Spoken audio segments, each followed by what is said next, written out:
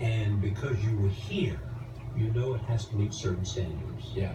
It has to not only perform well, it has to look well and feel well and be unique and somehow be of a quality that people feel like they have to have it. Yeah. And what's in it is them. It has to be better. Not just different, but better. And so if it doesn't pass that test, we don't do it. Eddie Cube has said Apple improves on products created by other companies, for example, Miles Digital Music smartphone, rather than coming up with some brand new idea. It takes something somebody's tried and makes it as close to perfection as you can. It's sometimes other... Go ahead. No. Yeah, sometimes people have tried it, absolutely. And I think you would find that in the phone case. There were smartphones in the market. You find it with MP3s. Right. There were, I mean, MP3s before iPod. There were tablets in the market well before iPad. But also I would point out that the first modern one were those items.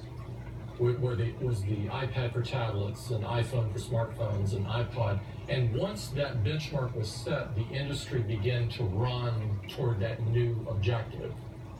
So you set a new paradigm for it.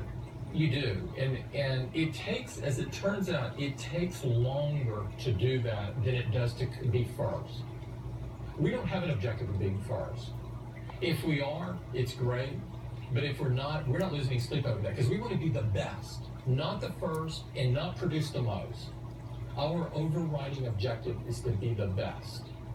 And you're prepared to wait until you feel like you're there. Absolutely. You're not going to put a timeline. We're not going to put a timeline on it. We have to have this by. No, we're opposed to doing that, because that you begin to drive decisions that are not great for great products then. Who decides when to pull the trigger? You do. At the end of the day, it's my responsibility. Yeah. Now, do I depend on some great people? Of course I do. But at the end of the day, the definition of the CEO's role is you decide when we make a major move. Yeah. Although the most important thing I do is decide people. That's the most important. Yes. Because they're making the 1,000 decisions that don't necessarily come to the top of the company. How do you know those people? First of all, you don't bat 1,000, and you've got to admit to yourself you're not going to bat 1,000, because when you do make a bad selection, you want to change in a hurry. But fortunately, after you've been doing it for a while, you develop a feel for what kind of person does their best work here. And for Apple, that means a high level of curiosity. The best people here are intellectually very curious. They're always asking why. They're wicked smart. They're collaborators. They're willing to sort of be in the background. They don't really care about their own brand, so to speak. They care much more about Apple. And you're prepared to go outside to find the best. We are, You sure. went to Burberry, to find Angela. It's a great example. To get Dr. Dre and Jimmy.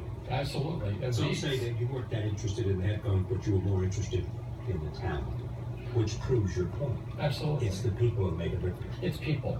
Absolutely. Apple is about people. And to get to people, you will steal them? Well, I don't think of it as stealing. Why? Did Steve steal you from Compaq? He convinced wanted me. you. Well, Compaq didn't own me. He convinced me to join. And okay. It is said that you're hiring some of the smartest people who understand cars now. I've read that.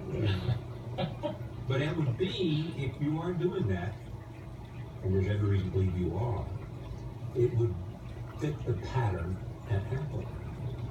If you're planning to go there, get the best people to take you there. And so if we read that you are hiring these people, we have to believe you want to go there. What we do, Charlie, is we will look and explore a number of things. And then a very small fraction of those, we advance.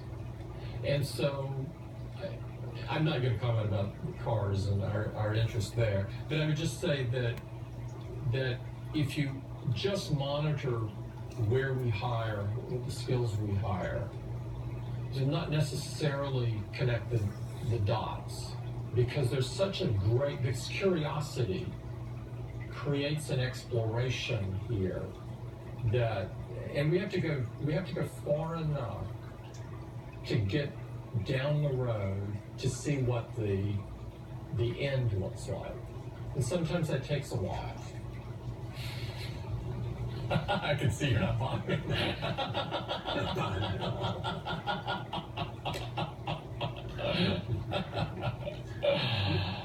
But it is true.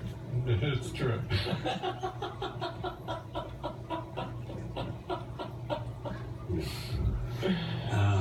Let me talk about products now. Yeah. And we'll get to cars in a moment.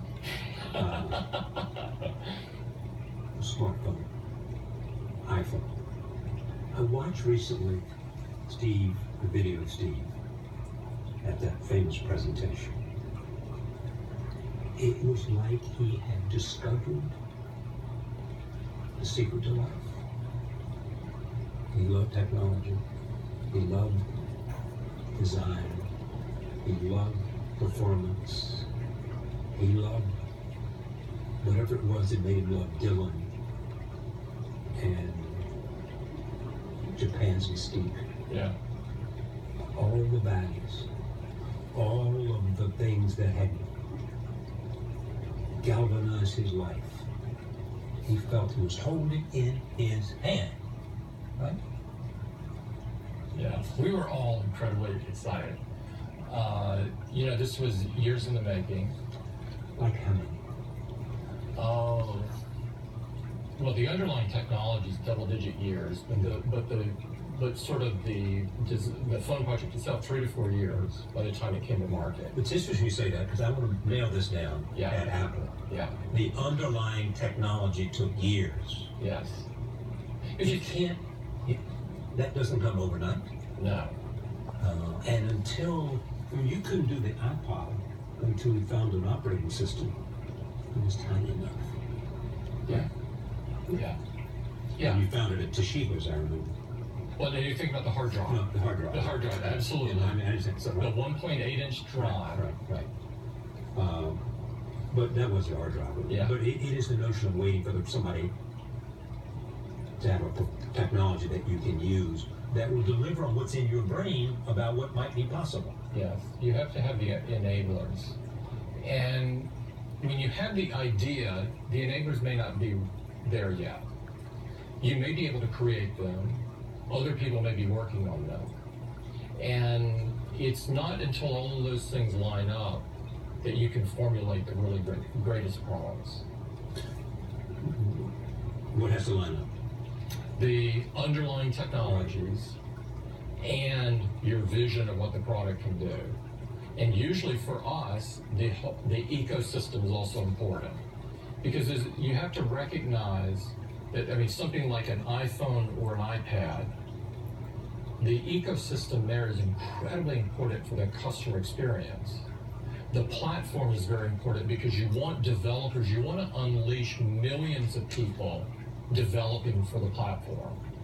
And so it was, if you think about the iPhone, it wasn't the first iPhone that did that. It was the second iPhone.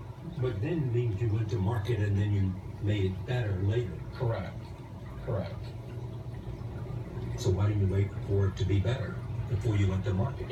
There's always the decision of, do you wait until everything you can think of is there, or do you go out with a really great product? There will always be something better if you wait. And it's always a difficult decision to decide when you let the train leave the station. But if you always wait until you have everything, you will never ship anything. Perfect is the enemy of good. Absolutely. And that's called judgment. That's called judgment. And it is gut, and it's intuition, and there's no formula for it. It is said that the iPhone 6 Plus and the iPhone controls only 20% of the market.